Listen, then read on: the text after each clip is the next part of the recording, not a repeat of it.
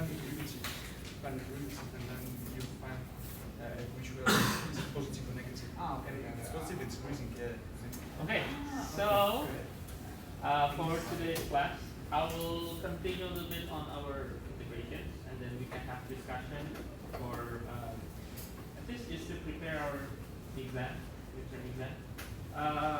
I will post the answer key for quiz and also for your homework.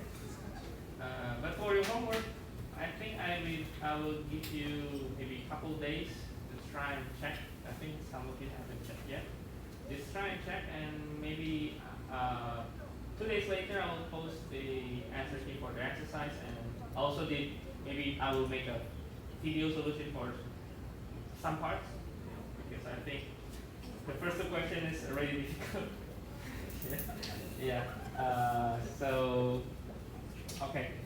So let me continue first the integral, the definite integral.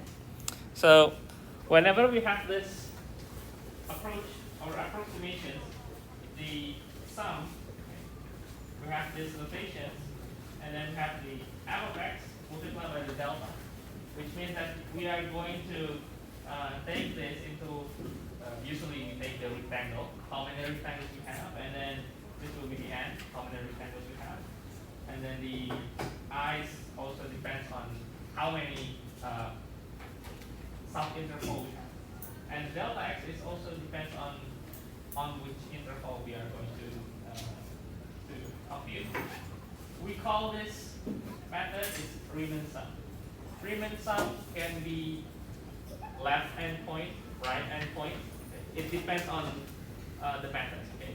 Sometimes it asks you to check the value on the left endpoint, right endpoint, and sometimes we can also check the midpoint, which means that the point for the rectangle is in the middle, okay, not on the left, not on the right. So if you have let's say you have the rectangle here. The point is here. So this is the curve. Okay. So you can also use this as your basic computation for the Riemann sum. Okay, I will start with. Let me check. Is this yeah?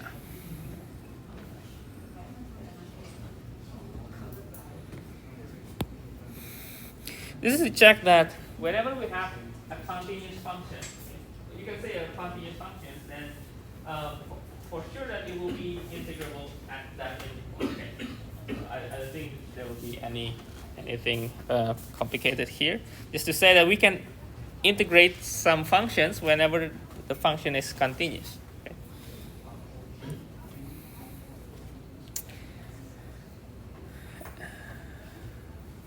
Let me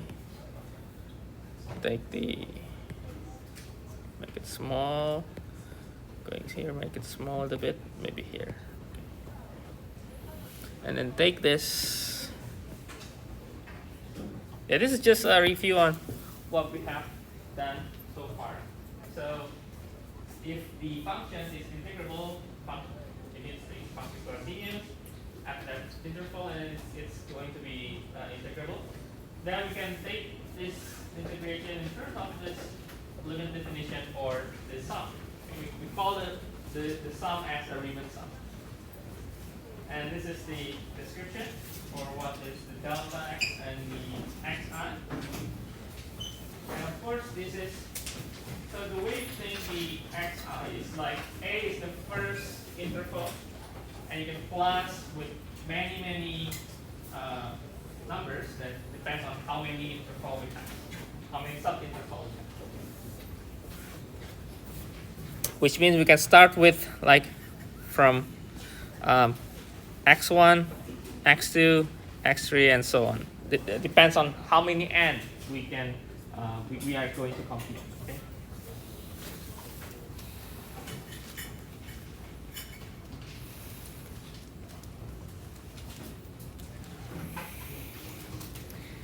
And then to help us, calculating this,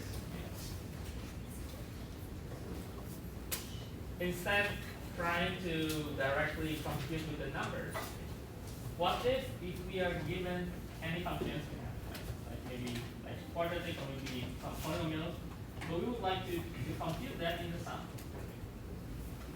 So if we are given that, we need some other tools, okay, some other property from the summations that I think for for this semester's course, I really cannot provide all proving, but you can check yours by yourself. Okay, but this is just additional information. Okay, so the tools that you need is the property. First is this.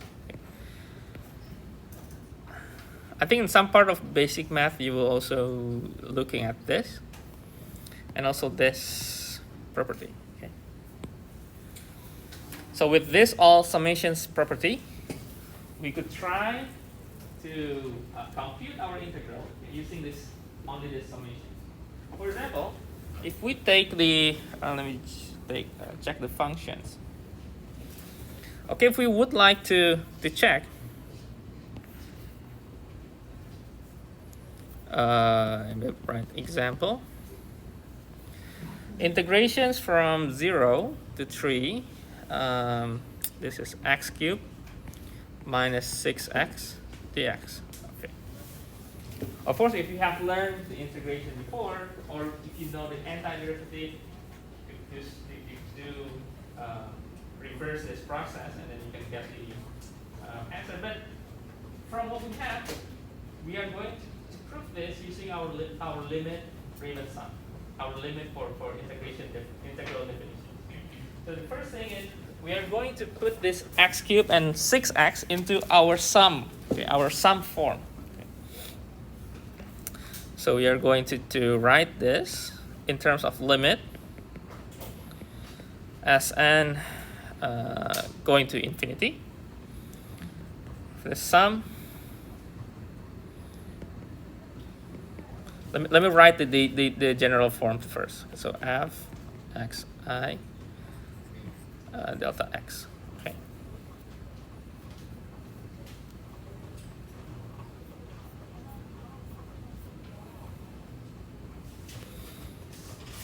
Okay. Now, if we look the integrations, this is a, right? 0 is a, b is 3. So we could check the delta x as let me write b minus a over n. So we could have this is 3 over n for delta x. And for x at some interval, so subinterval I, let's say we have the sample point. Okay.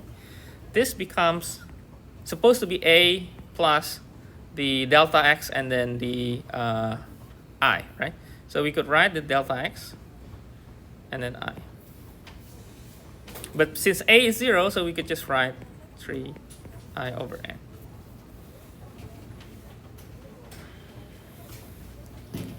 And then with this information, then we can exchange this x in here. Delta is 3 over n. Okay. So let's substitute all into the functions. So this will be limit.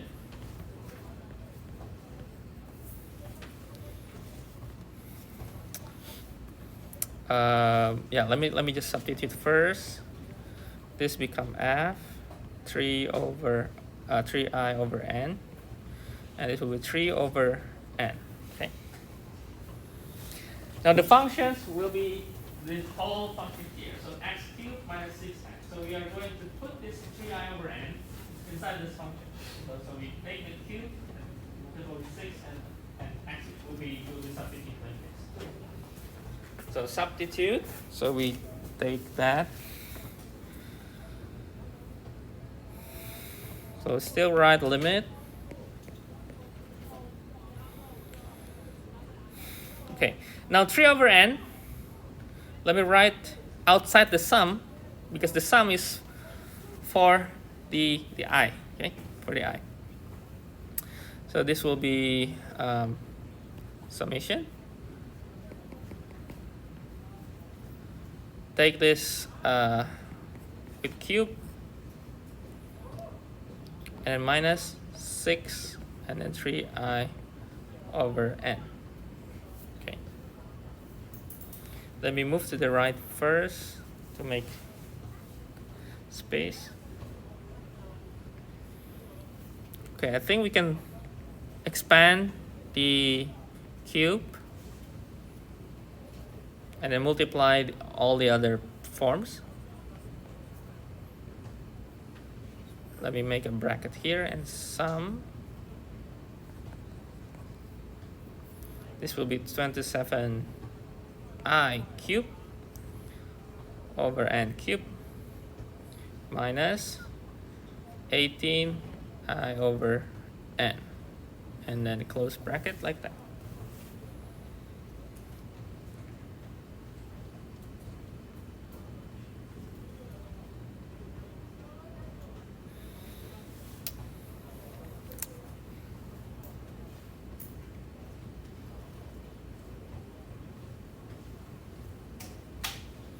Okay, now we are going to take away our constant, all the constant, and then simplify this n given n.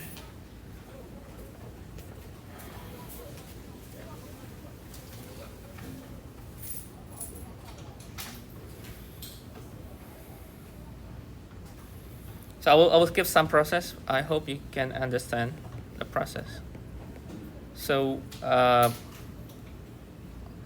we are going to put the 81 over n over 4, and the inside will be this. Well, technically this is, I multiplied all this here, n and cube 3 with 7, and then the inside one we are left is with I. So all n and constant we multiply and then factor out the sum. Okay, factor out the sum.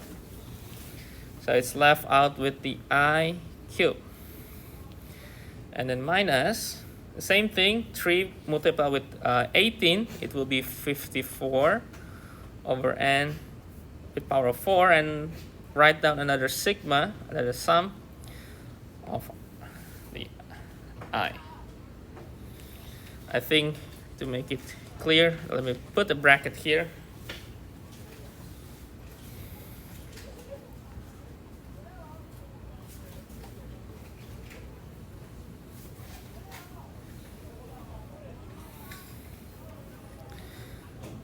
Now next we can solve the I cube and I through our property of the sum, which is this property. So we could take the I cube becomes this, and I becomes this. This is for I think you can prove it through the summation on your sequence. If you learned sequence before. Yeah, but for the other one is takes time to prove it. But let me just telling you this stuff, okay, that the I cube, I squared, and I, we can rewrite them as our summation property, okay? We only need them for our proving, right?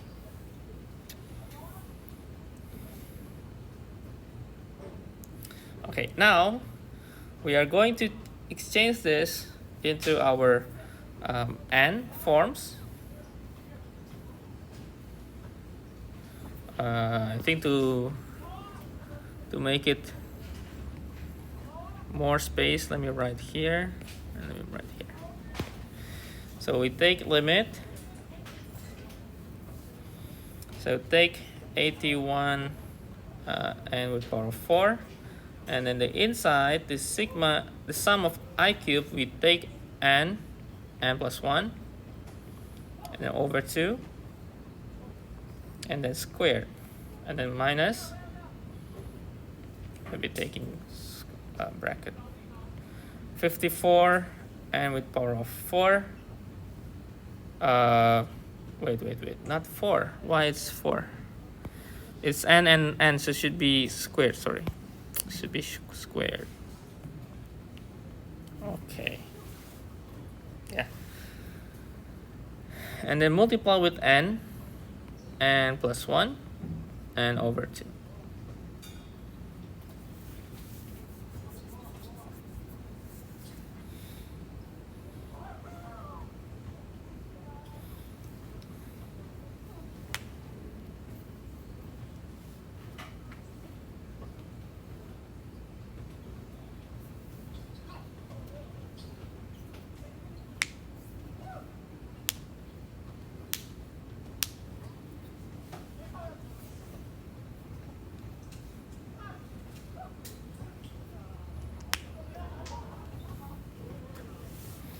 Okay, now what's happening is I will move off this 2, the constant 2, outside of this bracket. So 2 squared, so it's got 4. I will write 4 here. And I will put this n with power of 4 inside, so it becomes n squared. So let me write here.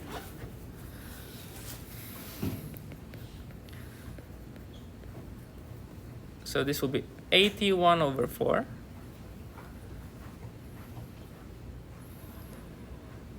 And let me write this become n squared plus n over n squared and then squared. Okay? Still the same, right? Okay, still the same. Okay, still okay. And the second one, let me put bracket here. 54 over 2. Or we could take 27. And then put the all n squared plus n over n squared. Okay.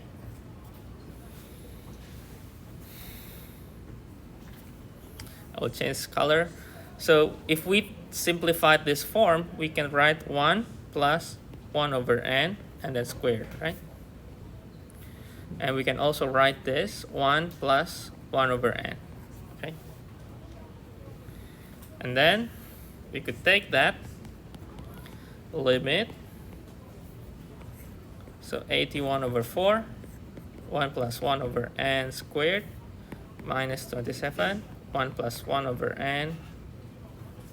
Okay. Now take the limit. Now we can solve and substitute the limit for n approach infinity. And using the property of limit, then this will be 0. Right? This will be 0. And the result will be 81 over 4 minus 27. Or in the decimals, we can write 75.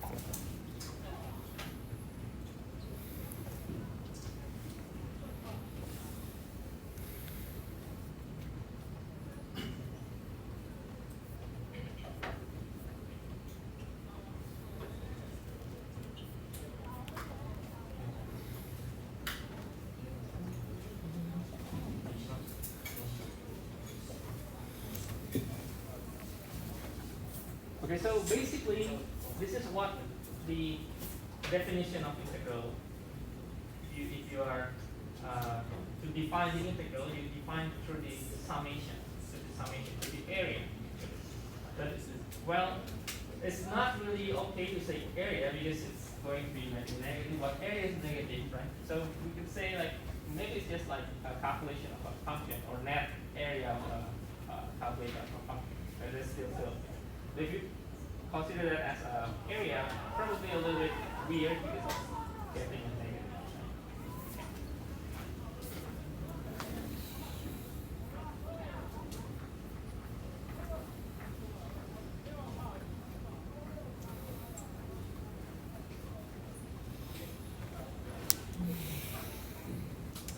Or we can say this is the differences on area. That's still okay. Not an area, like the total area, but it's like area 1 minus area 2. It can be negative, it can be negative. And it's still, in the words and definition, it still makes sense.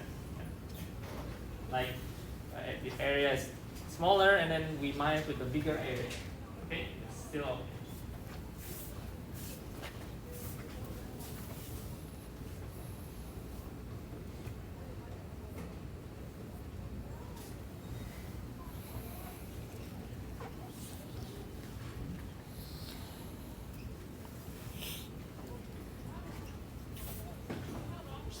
worry about how this thing turns out, like proving and all in the integration. As I said in the beginning, that we might only need this to prove the integration. So I hope you understand that all this stuff here is to prove that our integration is based on the summation. The following sections, we are not really focusing on that. We are going to focusing on the applications and the techniques for the integral. And there are a lot of techniques.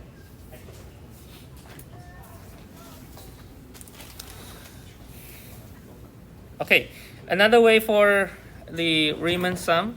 This is just an additional also. Riemann sum for a middle point.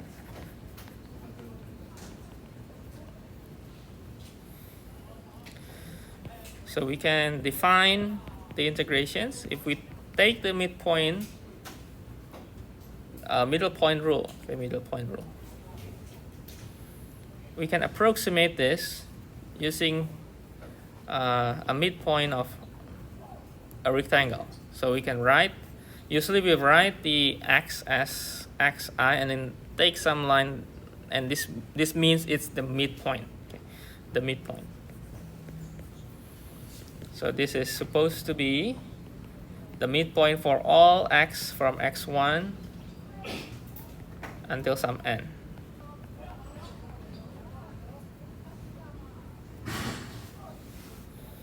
And delta x still the same. This is just the differences in the interval and then defined by how many rectangles we have. And then the midpoint is the half of the, depends on your subinterval, but it's the, if we plus that and then take by over 2. So we call this a midpoint. The midpoint of this interval here.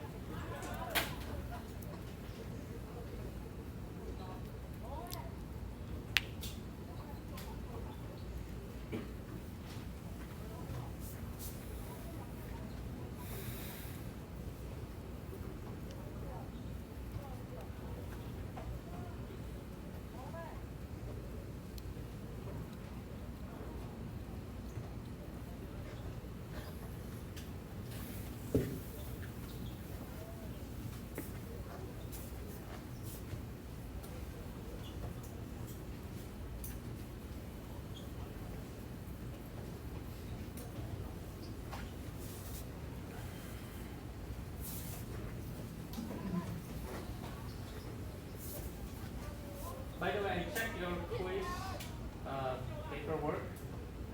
I think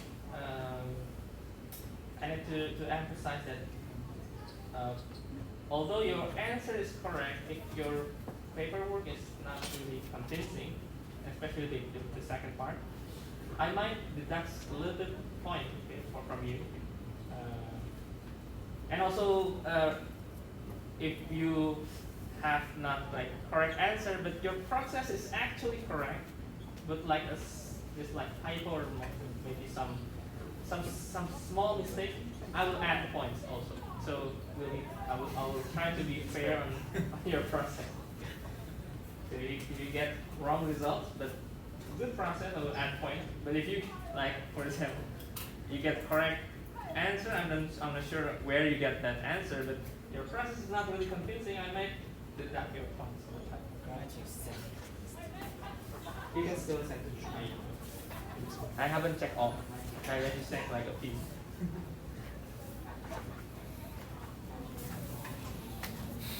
Okay, now the next part is the property of the integral. Okay,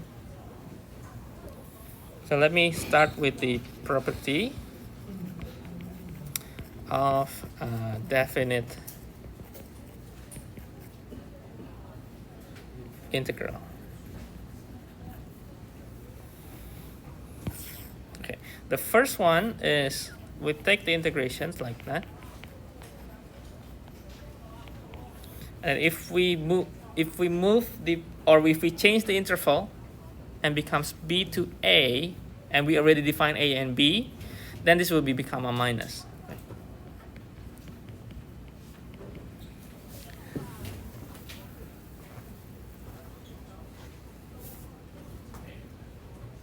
But to make you more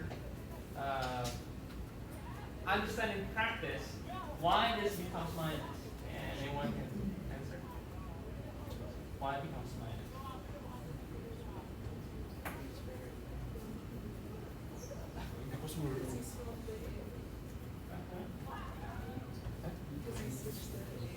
Yeah, we switch a and b, and why it becomes minus. There's a rule. It's main theorem of calculus. Don't think too much. Don't think too much. Remember, our dx is actually our approximation from the delta, right? Remember the delta x is, if we change this to, then we are going to have the minus part of it, right? Okay. So we change to the a minus b over n, right? Which means that it will be minus b minus a over n. So the minus will be, okay.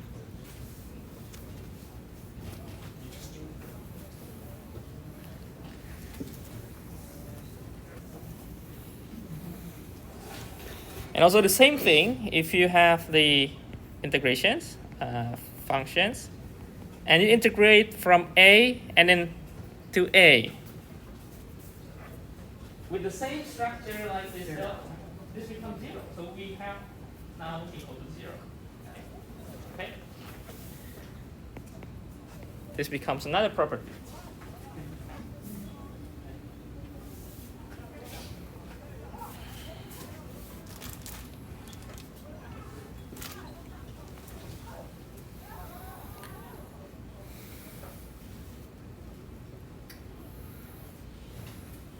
And the same way as the derivative, we also have some similar property as well.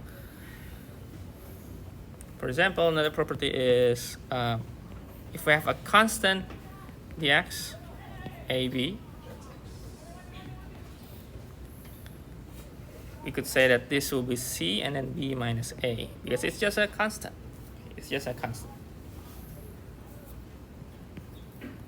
And then if you have integrations and we have functions, two functions inside, we add both of them, we can separate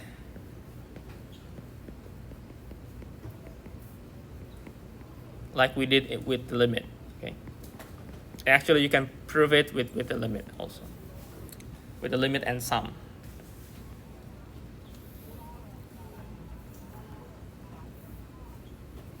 Maybe I will go here. Another property is we have a constant multiplied with the functions. Then we can take out the constant out.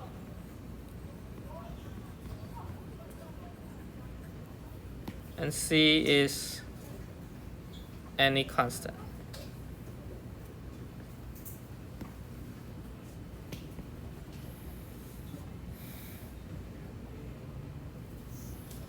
And also for subtraction, okay, I will write the subtraction here just to note that it works the same as the addition. No?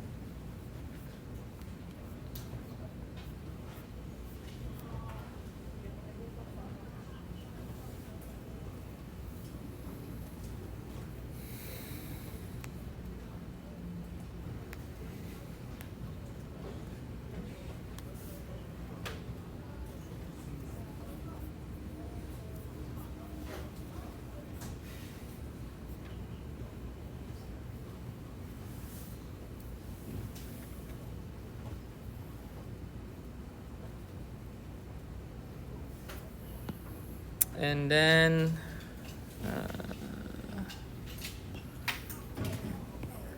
another property. Let me write here. Let me wait for a moment.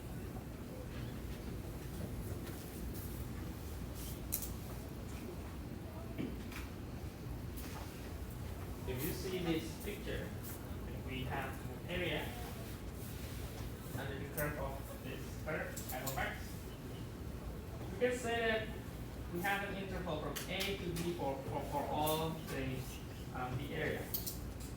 In integrations, because we can separate this into two functions, and if we have this, and we can also separate this one function become two area, and two area within two intervals. So AB is the same as AC plus CB.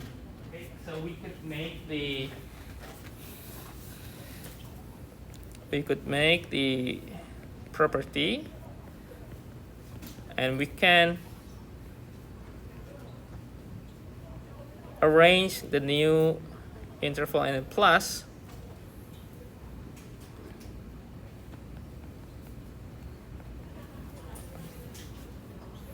and we need to make sure that we know the positions of the C should be in between so that we can write as this. And it can work more than, like, you can have like maybe 4 area, 5 area, as long as you can write the first integration is starting from A, the last integration will be end with B. And you can have like maybe C, D, E, F in between. You can separate more and more. Okay.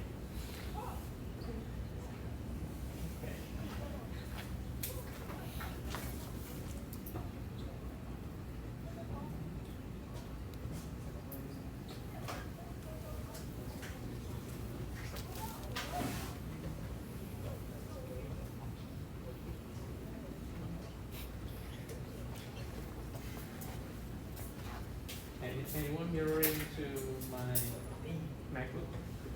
No? I think someone maybe from other classes. They mirror to my MacBook. Oh. But still, I just closed it. Okay.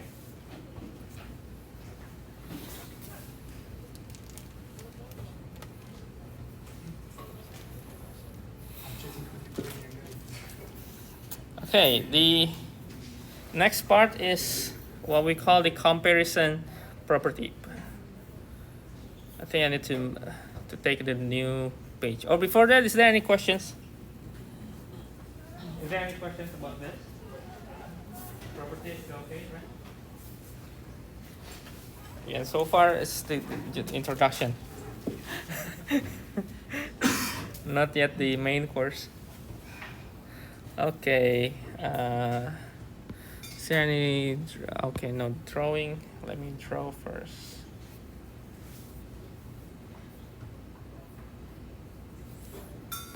Oh, I think we can just start with this.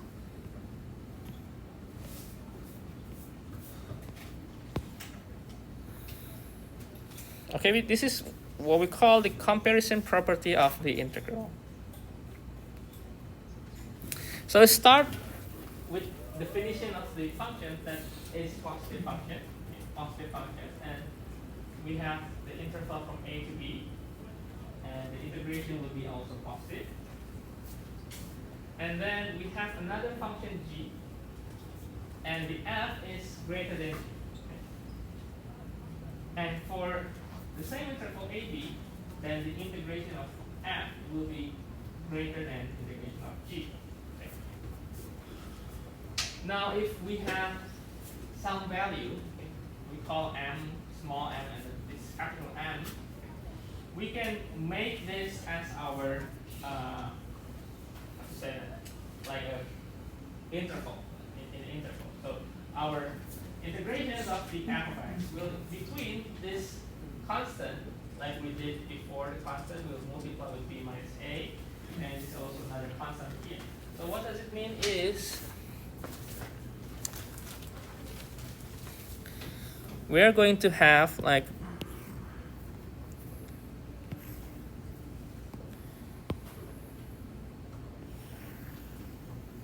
let's say we have this as a functions. Okay, let me write.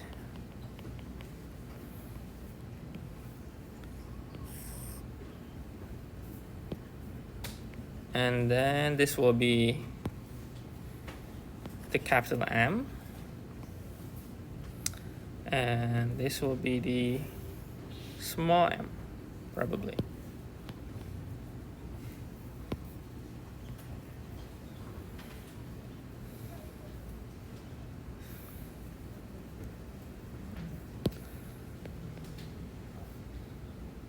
Okay.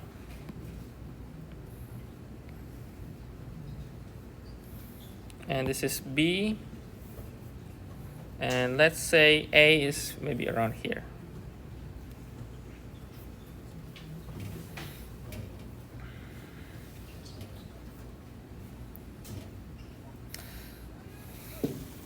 This is just to give you an illustration of how we can convey our integration of f of x from A to B. Okay, so that is our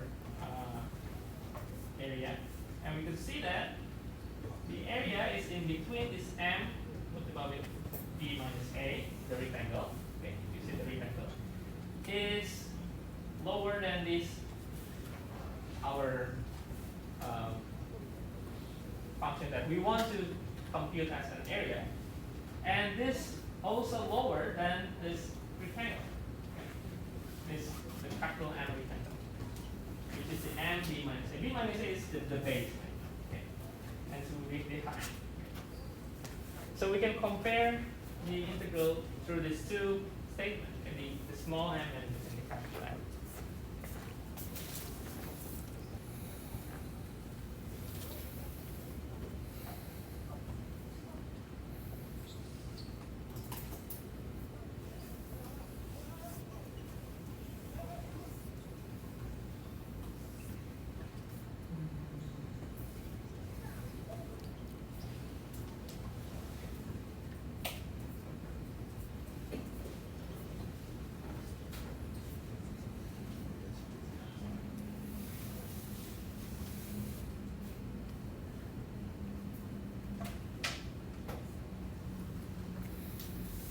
This comparison property will be really useful if we know the estimation on the upper and the lower, and we can probably estimate the middle part, which is the one that we want to compute. Okay.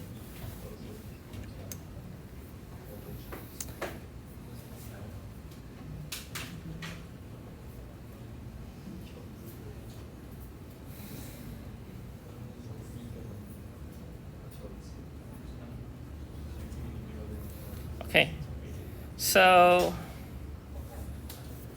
let me sum up for our course. Okay, so calculus. Okay,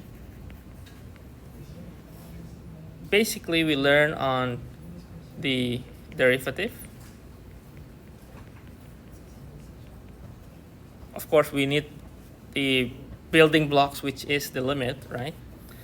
And the second part that we now start is the integral. Okay, the derivative we have all, I think most of the parts in the textbook we have covered, and we need the limit, right? We need the limit. Both of them need the limit.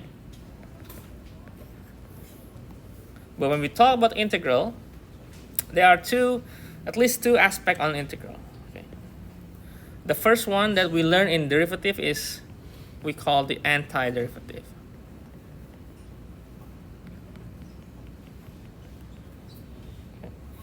Or we could also say the antiderivative as indefinite integral.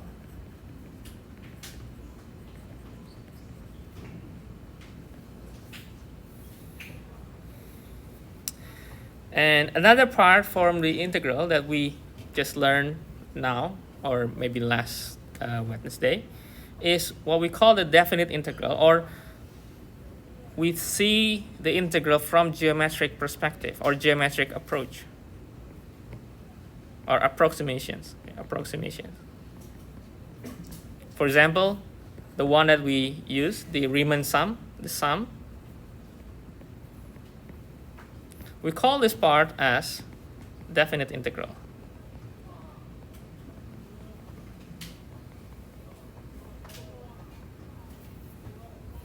Okay.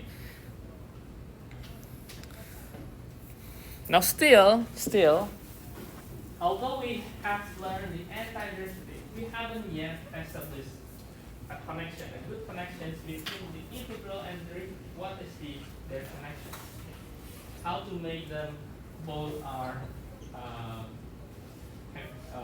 we have proved that, okay, if we take the derivative and we revert back, okay, we take the integration, but how to make that to be true or to make it valid, okay? Then we need some points here, which is the discussion on the new sections, the 5.3. So we need something here. So we need the key. This key is called the fundamental theorem of calculus.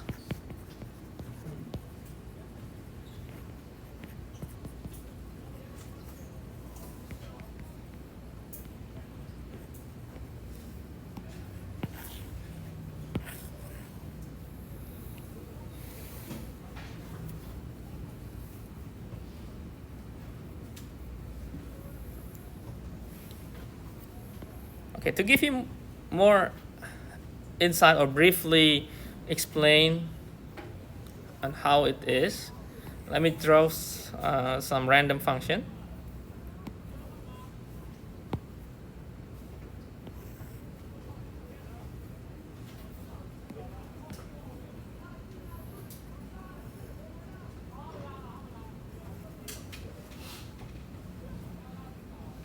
Again, and let's see. We have a, b, okay, and this is the f of x. Okay. Usually in definite integral, we take the definition as the area under the curve, right? And this is what we have done. Right? But now, let me take some, maybe in the middle, another variable. Let's say the variable x. So I think we need to change the variable. So here is y, and let's say this becomes t, okay, to distinguish the new variable, okay? Because the new variable will be x. Okay? Well, it could be anything, but to make sure it's official, defined, let me just write as the same with the textbook. So let's say we have here. Let me just define this as our variable x. So x can be here, can be here. So it's variable. So now we can write, for example, let's say if f is continuous and we let the area becomes a function of g of x, so maybe this is not x, this is t, sorry. So let area becomes a new function of x. So we are going to take this function t and make a new function of the function of area, and we make it into x. So we know that the area itself, okay, the area itself is from a to x of f of t dt, right?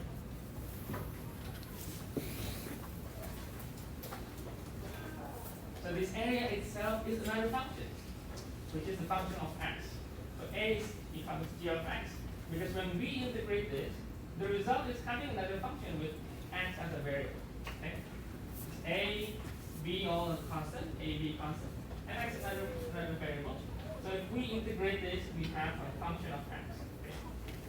So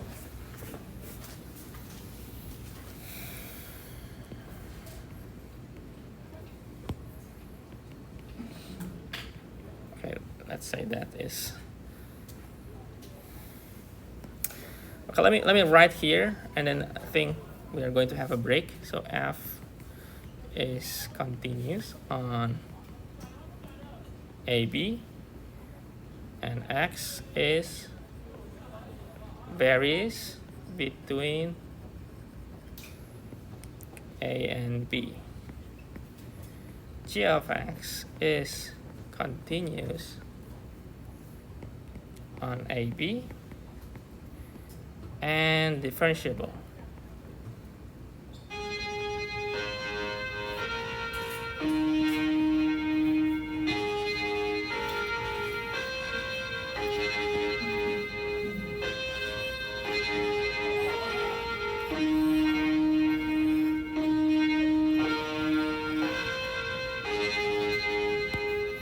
And then the last conclusion is G prime x is equal to f of x.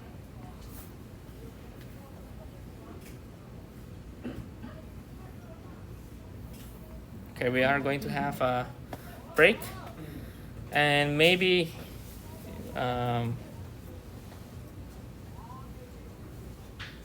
maybe we can continue this later on, and I think we can discuss some of probably exercises for midterm preparations. Okay, so now I would like to start with in your quiz, there are a few questions that I want to discuss first, and then we might have full discussion on the exercise part. Maybe just one or two questions. Maybe the first question is already been difficult. Okay, let me just try that one. Okay, maybe before that, let me start with the question from your quiz. Okay, so let me write just the summary of the questions. You have two curves. Okay? You have two curves, y equal x squared and y equal x squared minus 2x plus 2. Okay, you have two curves, and then the question is asked the tangent line to both of these curves. Okay.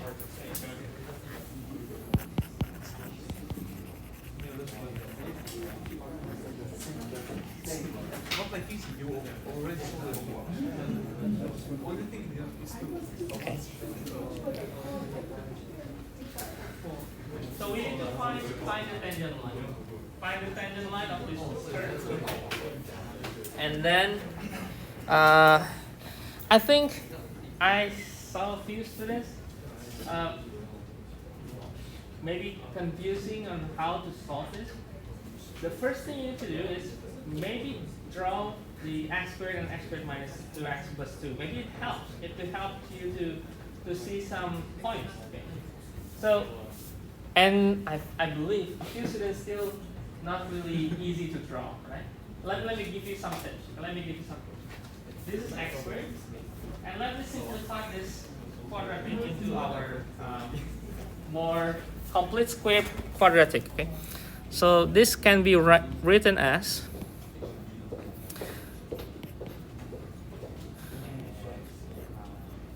so if we take this x squared minus 2x plus 1, right? So we need to make it 2 plus 1, right? Okay. What does this function mean? This function is the same as the x squared. We move to the right 1 unit, upwards 1 unit. It's the same shape, not any different, right? Okay.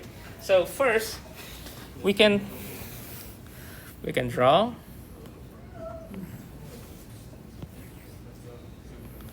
And let me draw this here. And let me make a copy first, and then we can paste this. So copy here, and then paste another one, maybe here. So I just take this here, okay, and then take this as 1 and 1. Okay, so we have two functions now. This is become the x squared minus 2x plus 2. This one is y equal x squared. Okay, now the question is asking that actually the original question that I took, the question is first asking, is there any tangent line that touch or both have the same tangent line? And it's yes. And to see how we can connect these two is maybe this part here. Okay? It's the best way to look at that they are going to be have the same tangent line.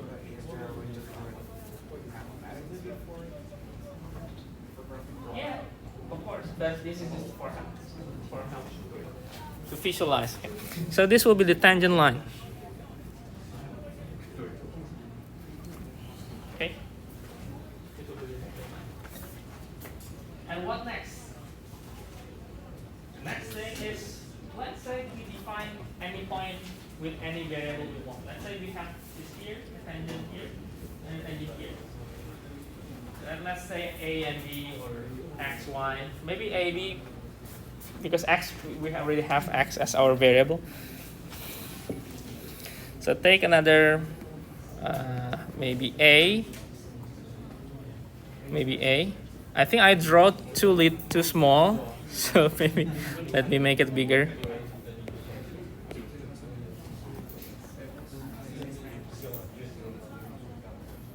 I think still too small.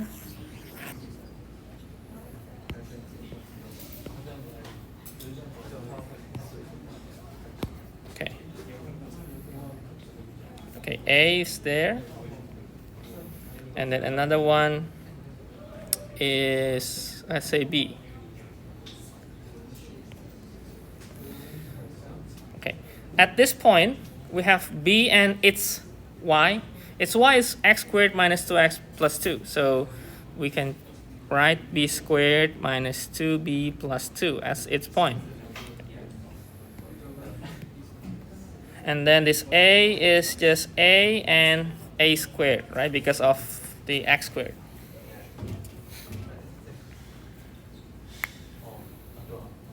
Okay, what next? Yes, the same slope. That's the keyword. The slope at this point for this curve x squared is also the same with this curve, the x squared minus 2x plus 2. And also, the slope itself at this, if you see this triangle here.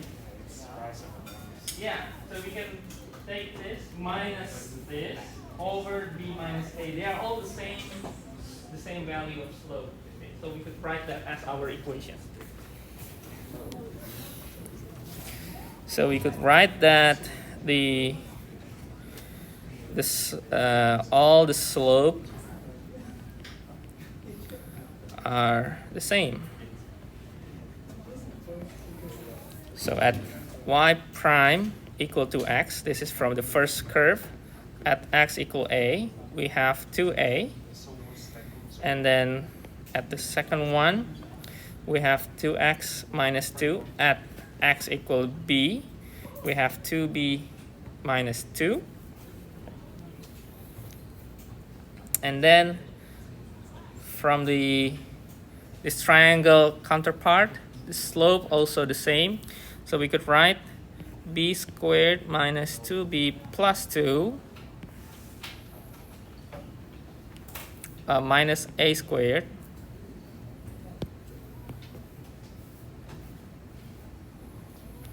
over b minus a. They are all the same, so we could take this and from this 2 we could write 2a is the same as 2b minus 2, and we could substitute all together, right? So we could write a is b minus 1. I think we can change this a with b, so we could take this, and maybe we can take this with 2b minus 2, and we can change all a with b. Okay. So b squared minus 2b plus 2, and minus a is b minus 1 squared, and this will be b minus 1, and we can solve and find b. Okay. And now I think it seems like long, but it's actually quite simple. B b minus c is 0, and minus positive 1, we can ignore this, right? We can ignore all this part. And this is b squared, Maybe it's we can easier for minus with this, minus 2b, and then minus, you can cancel also, right? Or let me write here to help. So we could get b squared minus 2b plus 1. So we can, with b squared like that, and also this part.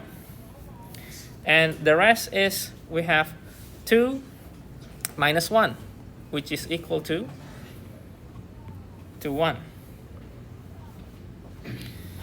So 2b is 3. So b is 3 over 2. But we are not done yet. So we take this 3 over 2. Let me box this. So a is 3 over 2 minus 1. So it's 1 over 2. So 1 over 2. And then, not done yet. We need to write in the tangent line. So we could write and take the points. You can take the points for A or B. I think A is easier. Let's just take A. So at point A is 1 over 2 and 1 over 4. Okay, this is our point. With the slope, let me write here. Slope is 2 multiplied by 3 over 2 minus 2. It's 1, just 1. So I think it's very simple. So y minus 1 over 4, 1 multiplied with x minus 1 over 2. So y is x minus 1 over 4, or in our case, we need to make this into 4y. 4y equal 4x minus 1. So the answer is this. So if I'm not mistaken, A should be 4, B should be negative 1.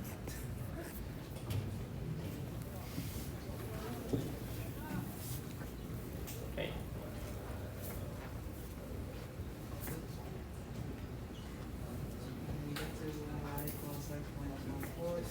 It's from AA squared. From AA squared. Yeah. This from here, from A and A squared.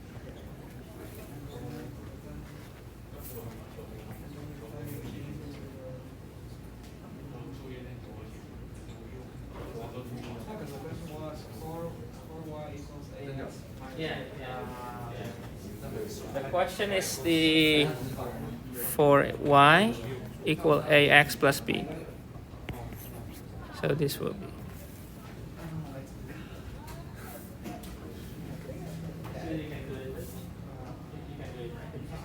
I think we do it. I divided the thing before. I don't know why. I had to use so you might mistake in the very end. Yeah. That's why I'm mad.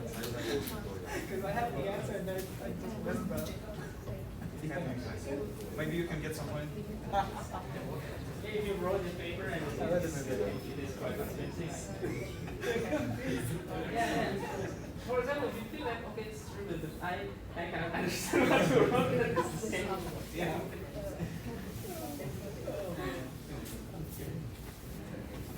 The same error can happen twice. This is one to give you points back.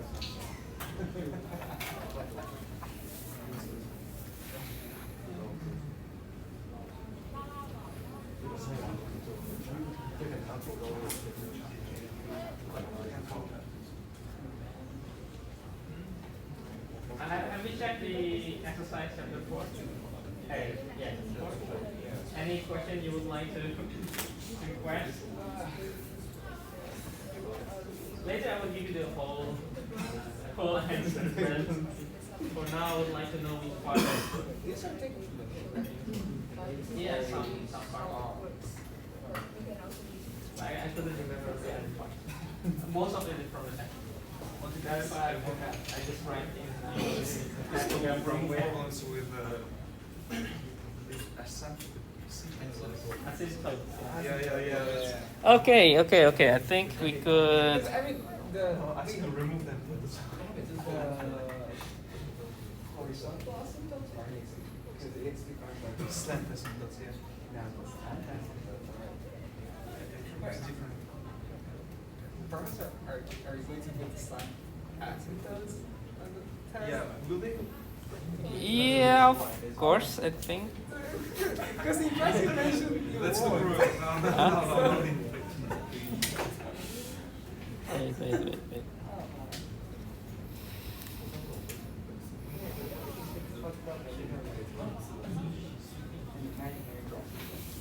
Okay. Do you have any request which part, which number, or the first one? The first one. The first one. Because Another student also asked me the first one. Okay, the first one is, let me write the functions. Is 2x cubed over x squared minus 4. So to sketch this, first thing is maybe we can consider domain that x is not equal plus minus 2 for all x in the real number. And we can also check the intercept. Taking the x is 0, we get the 0, right? 0 over minus 4. And we get the 0. So 0, 0 should be our intercept. So the curve will for sure passing through this 0, 0. Okay? And then check the limit for the vertical asymptote. And I believe because of the domain, we might have some prediction that that will be our asymptote. So we could use the, so first we check with this limit. I believe this will be getting infinite. And we can also check the -2.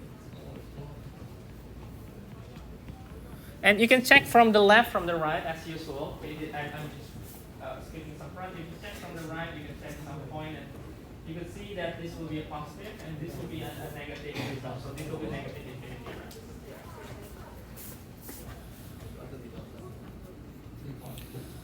Well, both can be positive and negative, of course.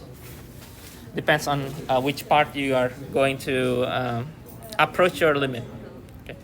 And the next part, remember, if we have this a function like a rational function with a polynomial degree inside, if you check the degree, the top equations or the numerator is greater than the denominator, right? It's polynomial degree 3, and the bottom one is just a quadratic, which means they will have some sort of like a leftover if we try to define them. Those leftover is our prediction that it might be our slant asymptote. Okay, and this is another clue to sketch our curve. Okay, so if we take this and divide this, and this will be 2x. This will be 2x cubed minus 8x. This will be 8x minus.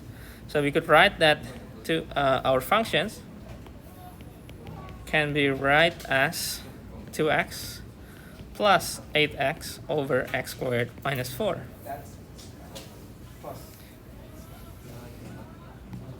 And this 2x here will be our slant asymptote. For sure, or? For sure.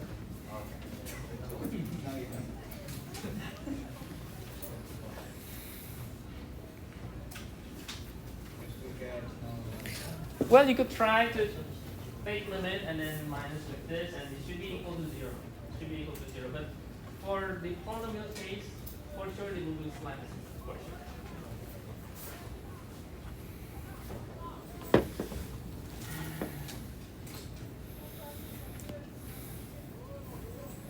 And then take the first derivative, and they are really, you need to work really hard to derive all of this.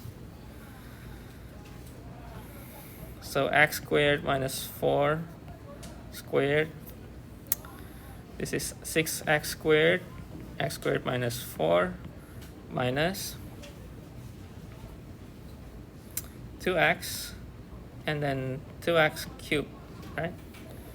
And we could simplify all this. 6x with power of 4 minus 24 minus 4x with power of 4, so we have 2x power of 4 minus 24 x squared divided by x squared minus 4 squared. And if we could look at the denominator, this part is always positive, right?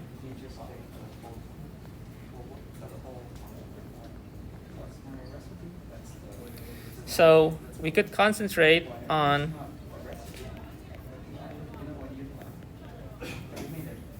taking this equal to 0,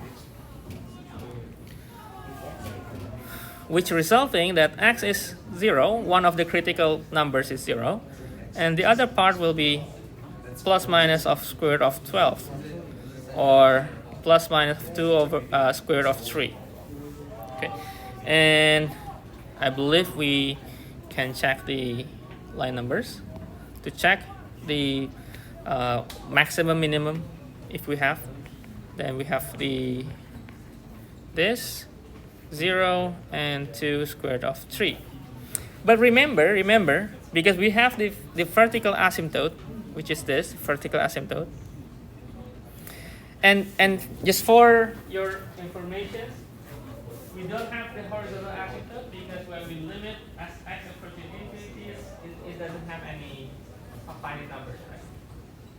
But the numerator is greater than the denominator, so it couldn't have any value.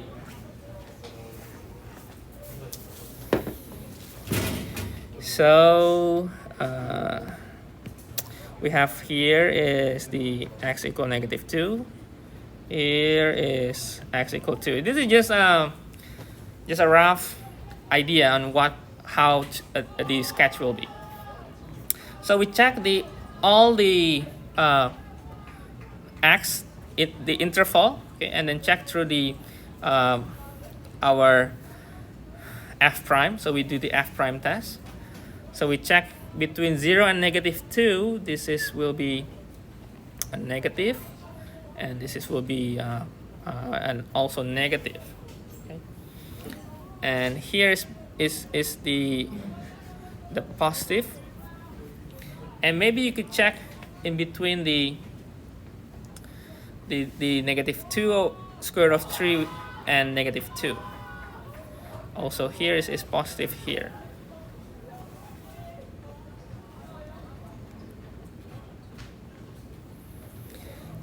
So I believe this will be another negative, and this will be another negative.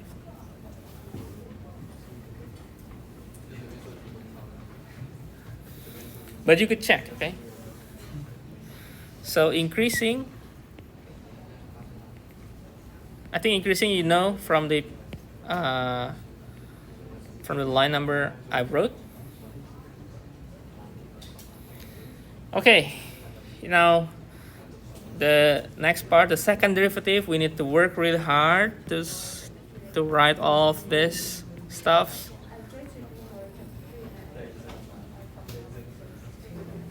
Okay, x squared minus 4 with power of 4.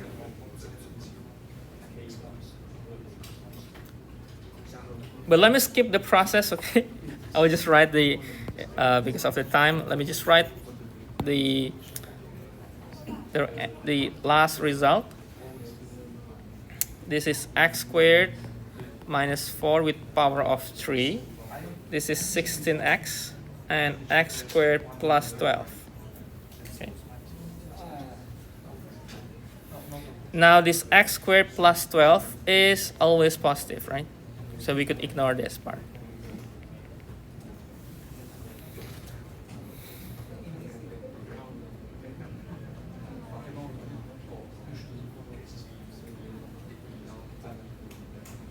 And then we could find all possible value for the line number. So first is 0, and let's say the other part is just taking the asymptote. Okay. And then if we check, maybe check -1. So negative will be positive. Okay. So we check the number to this 16x and this cube, because the cube, when it's cube, it can, when it's negative, it can be negative. So negative becomes positive, right? And check other number as well. We could check 1. It's become negative and positive, so it's negative. And then checking the points here is negative, positive. So we know that the positive will be concave upwards, the negative will be concave downwards.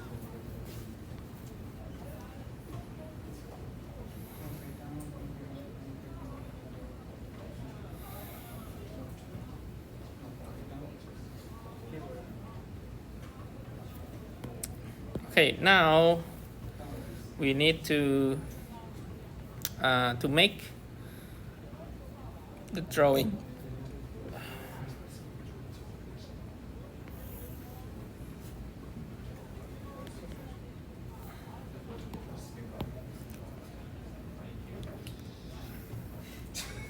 Okay, let's say this is our asymptote.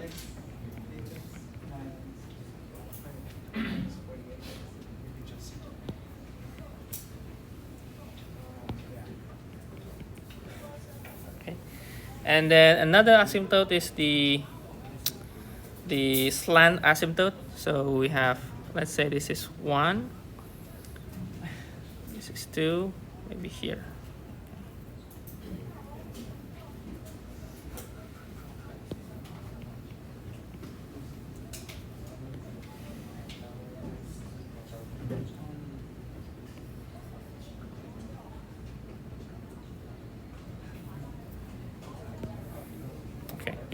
I think I need to write in a new page because it's not really. Yeah, let me write here. Just let me just finish the sketching first. Let me give more length to here, and then give more here.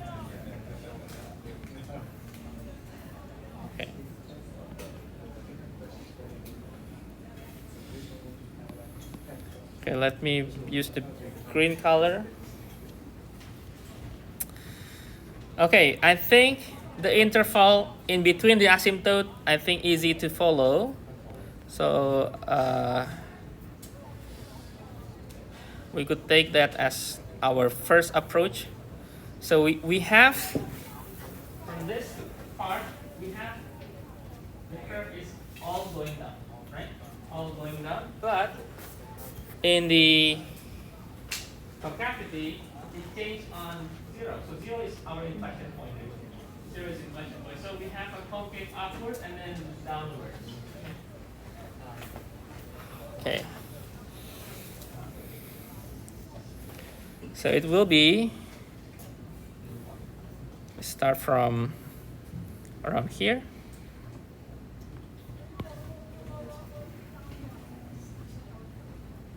Not really good.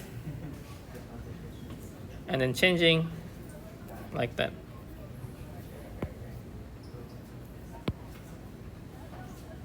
Okay. Okay.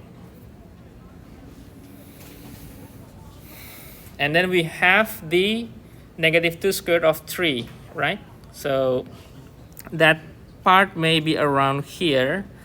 Well, I will not really pay attention on proportions as long as all the essential are good and correct, okay?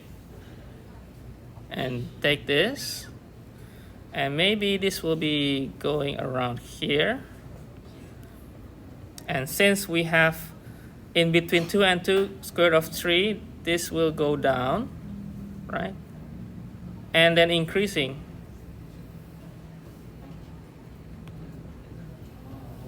Okay. And then this part also. This here is increasing and then decreasing. And that's our curve. Yeah, it's quite difficult.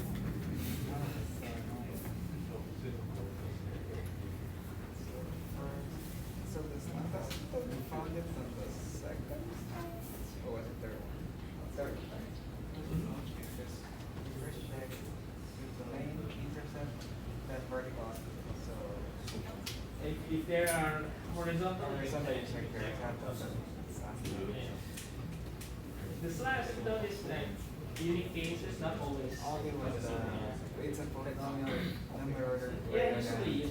Yeah. Oh, There are some cases that it's not good. like Like regular polynomial, it might have to solve, but it's not that often appear. And then I'm skipping that part. It's too long. Leave that. You know. that one derived, and then Yeah. equals to 0 to find the increase in degree. And then for this one, is there any questions? Any question? Any question for this one? Increase in degree.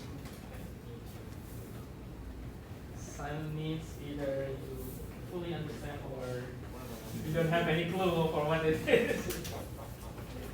Okay, I give you I think the first two questions is a little bit, the function is not really that easy to to process.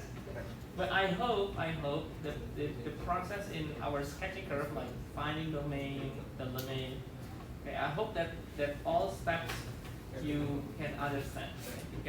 And how to check the function increasing, decreasing, the concavity, the inflection points. Okay. I think that is the most important one. The form of the function is basically, because it's exercise, I'm giving you this two a little bit difficult, and you might need to use your calculators for graphing to check your sketch, or maybe you can predict what kind of curve you might have from your own calculation, and then you can check from the website, from the GeoGebra or Desmos or any apps you're using. So we're allowed to check the graph? Yeah. Oh. Yeah, you can check. Not their midterm. Not in the midterm. For exercise. Let me clarify. That's why I got confused. For exercise. If you can say in your midterm, then it will be. Okay, I think, yeah, we don't have much time left. So I will give you the answer key later for the exercise. But if you would like to see, I think I have here just some part, okay, just to see how my sketching. Yeah, this is for the second one, sketched like this. So it doesn't have any critical numbers, but it will have an inflection point here. And yeah, you need to work really hard to get this. This is the second one. Okay, the second one. And the third one, I believe you can do it. Okay, you can do it. This part. The fourth one also quite challenging because it's about logic. So you need to find out a constant and based on what we have in the task on derivative. Okay. The fifth one, this is also challenging. Basically, we need to know the question. The first one is asking at what numbers G has an extreme value. But we have all conditions that the f is twice differentiable, so we have no problem with their prediction. The f prime is positive. The f prime is positive is our takeaway. So when this is positive, and we can prove that this is positive, then the only way that this can be changed, the sign, is this x. Okay? So of course, when x is 0, or when x is negative, x is positive, it will change, right? So x equals 0, our critical number. And the second one Is contractility. Contractility we need to derive the second derivative, and we see that from here.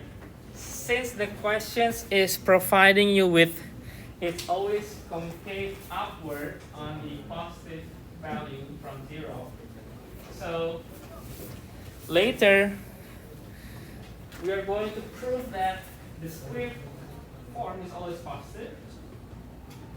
If we derive twice, we should prove this positive, and yeah, because this is already proving in the question also. So we could say that all this becomes positive, and the way we look at this, the G double prime is always positive or 0. It's not really that important. So because all will be positive, so we can conclude that G is always concave upward. yeah. I think the other part is just a limit problem. What I want to mention is this. Sign. To solve this, you need to use the identity on the sign, and limit sign. The identity sign x over x when x approaches 0 is equal to 1.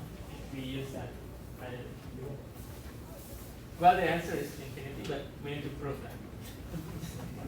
So it doesn't exist, but we need to prove that. Well, if you still have the 0 over 0, it's not yet done. Still undetermined. It's indeterminate form, right? We need to make sure that it can be have some value or just like doesn't exist. The other part, I think you should be able to do it. Okay. Oh, last part. Not last part. This last two. Last two. We'll give you some help here. This is the curve, the tangent line, and all the form here is not yet our optimization process. Our optimization process starts from our model here, which we are going to have the smallest possible area. Okay. And then take the base and height from our intercept. It's similar to what we have in the quiz, but it's just asking the optimization. So the process is the same. Basically, you have to find this base and this height. In terms of this, we have the curve, and let's say we take B or A. Yeah. You can check by yourself, okay? You can check by yourself. Okay. If there's no other question, well, if you have, you can email me, okay? Or we still have Wednesday. I think that's the day before midterm. If you have any discussion, we can have. But we need to take the feedback.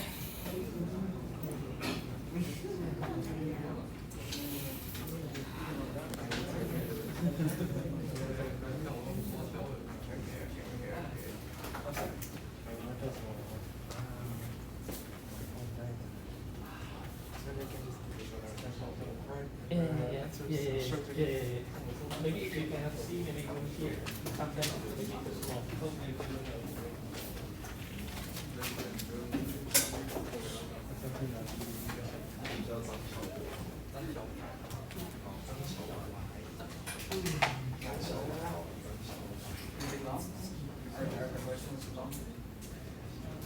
I think, but like the minute is short.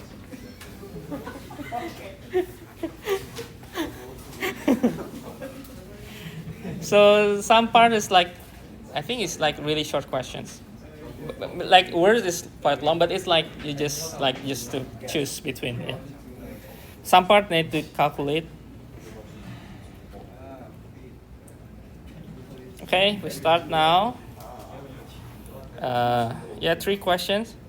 Write your ID. I think two question is short, one is a little bit long, but not really that long.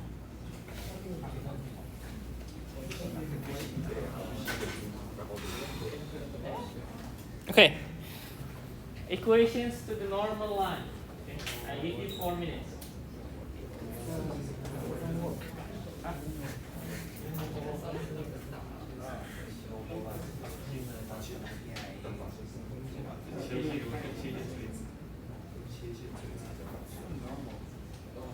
It's parallel to Yeah. the tangent. Yeah. Okay.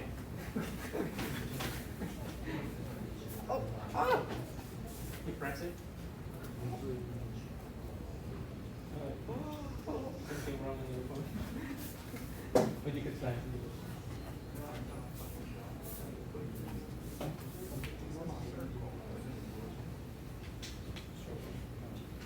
I hope you still remember normal line. No? Really? So yeah, that it was just Yes. It's supposed to be yeah. The normal line, you can check your notes if you have. The normal line is What? Huh? What's happening? I think the system. Wait. Okay, let me check one more time. Okay. Reset results. Okay, reset results. Okay. Okay. I don't know why. I don't know why. We still have time. Because I just stand here and then it's just finished. At least you have more times.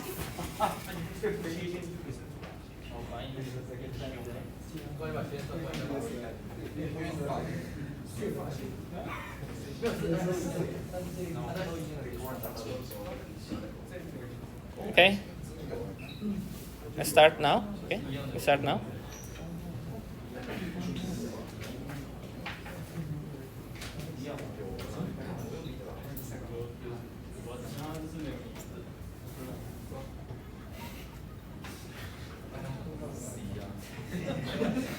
I know what answer is C, but how together?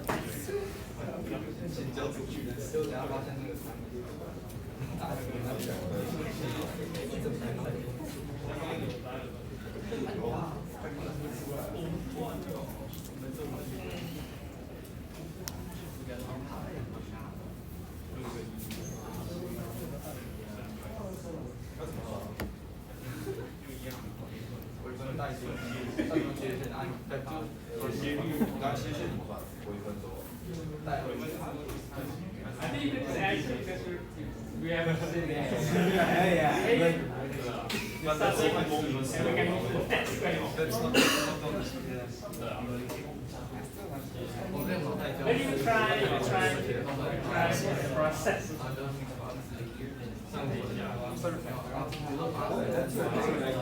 Answer in my nothing on the.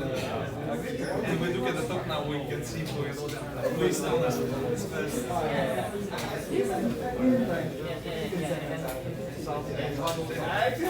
yeah.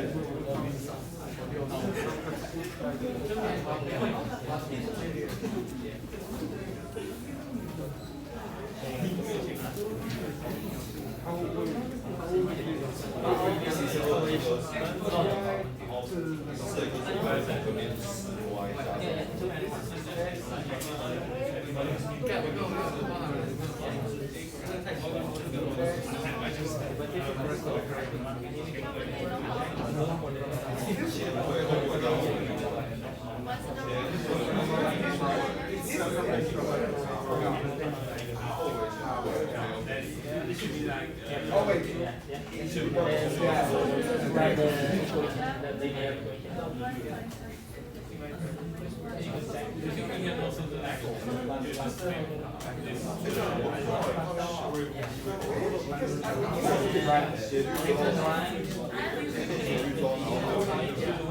Can you derive it?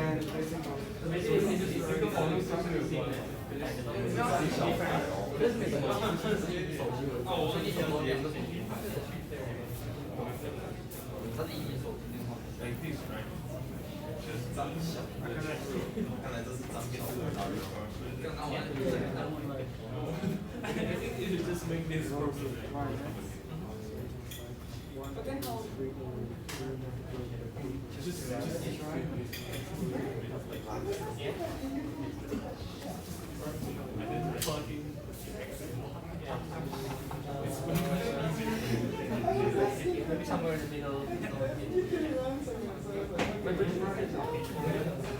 So it's 1.5.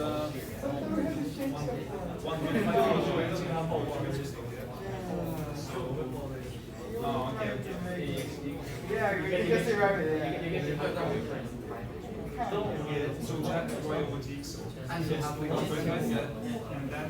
can we get this?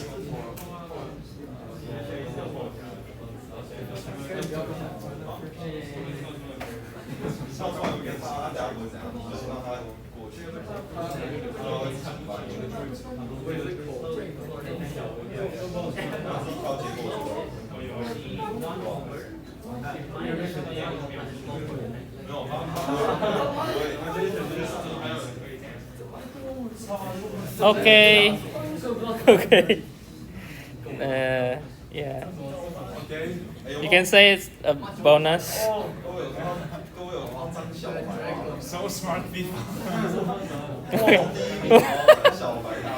Very fast. Very.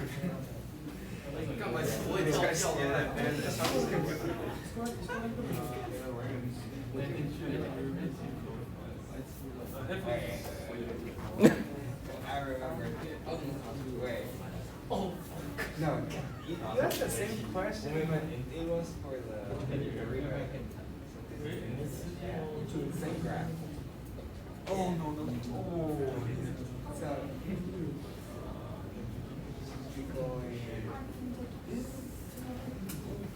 Why did that? This was so fast. Oh. You can check his page, easy, and imagine that they are going to be derived. No, that's not it. Of course that's not it. And you answered it. Yeah, of course not. How can you say it? Yeah. Always increasing, yeah. And if it's negative, yeah. Last time wait, no. Last time you kept the same picture, but it was the rewrite, right? 他们都错了，他们都错了。 Okay. No pasa nada, no pasa nada. It's okay, it's okay. Next one. Okay.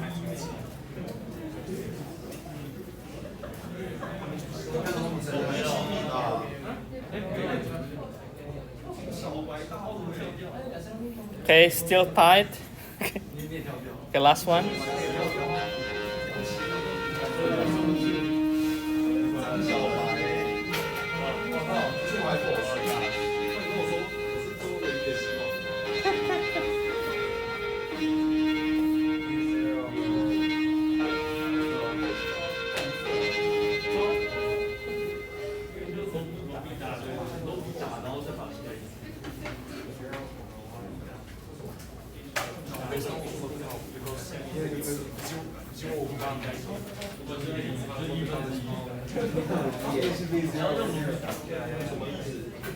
I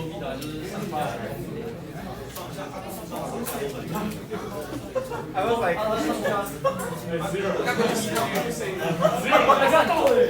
Good, okay.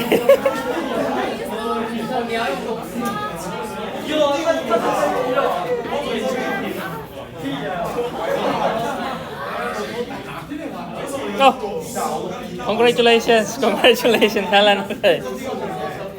Okay, Yes, a survey for the survey for your quiz. Maybe I can consider your midterm exam question.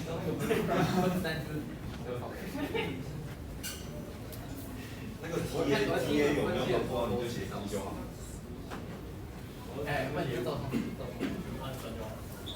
Anything you need for exercise?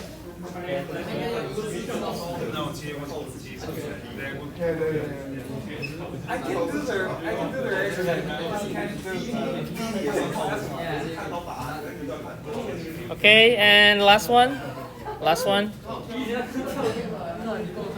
Last one. Yes, your ID.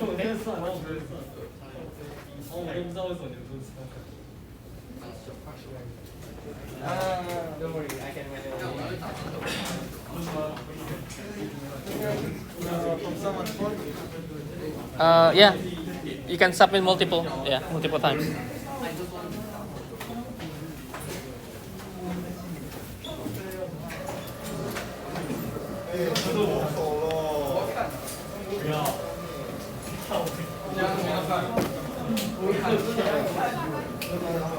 It was ice 2 hours ago. 没看到啊。